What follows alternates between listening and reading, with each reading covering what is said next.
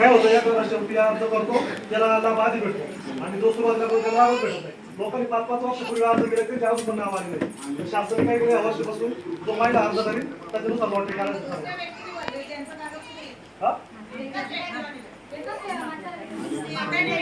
नाही ज्यांच्या नावावर 7-12 आहे त्यांच्या नावावर म्हणजे तेच नाही.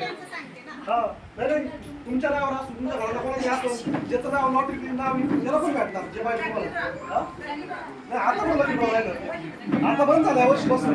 यावर्षी जो पहिला अर्ज करेल त्याला प्राधान्य देणार आहे.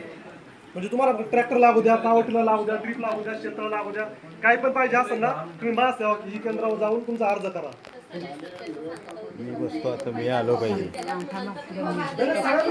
शासनाला प्रत्येकाला द्यायचंय.